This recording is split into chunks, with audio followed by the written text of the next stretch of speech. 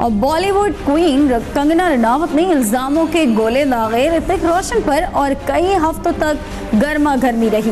रोशन boy चुपचाप सुनते रहे और आखिरकार लब कुशाई कर ही दी।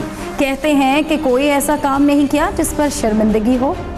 उसने उन 3-4 लेटर को जो कि मैंने उसको भेजे थे, उसने उनको कॉपी पेस्ट करके उन्होंने उन लेटर्स में डाला है।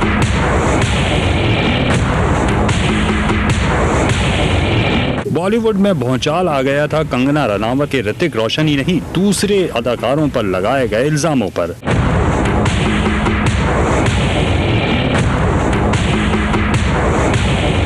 बॉलीवुड क्वीन ने 2 टोक लफ्जों में कहा कि ऋतिक रोशन उनके पीछे लट्टू की तरह घूमते थे, खासकर ऐसी सूरत में जब उनकी शोहरत 7वें आसमान पर पहुंच गई थी। तुम तो बहुत ज्यादा, तुम्हारा दिमाग अभी खराब हो रहा है और तुम्हारा तो सक्सेस दिमाग पे चढ़ गया है, तुम्हारे ये है वो है। मैंने कहा सक्सेस से पहले भी मैं ऐसे ही थी, लेकिन सक्सेस से तुम बदले हो, मैं नहीं बदली हूँ। कंगना रनावत के मुताबिक इस ताल्लुक को सबसे छुपाने पर ऋतिक रोशन का जोर था, लेकिन वो उनके प्यार में ये सब सहती रहीं।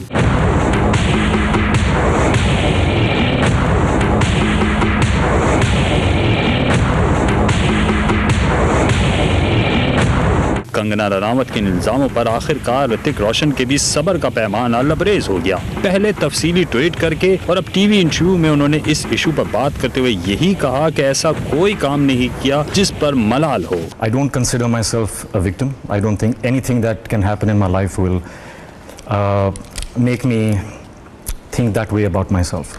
रोशन बॉय का कहना है कि वो अपने ऊपर लगाए गए इल्जामों पर खासे बेचैन और परेशान रहे। वो किसी को भी किसी भी सूरत कोई सफाई देने के मूड में नहीं। Starts hurtling stones into my home and affects the well-being of me and my family. Then that silence is no longer strength. That silence then becomes weakness, and it's been 4 years. I think I've had enough. Hrithik Roshan ने तो दिल की बात खुलकर बयान कर दी। अब देखना यह है कि ऋतिक रोशन और कंगना रनावत की ये लफ्जी जंग कब और कहां जाकर थमेगी।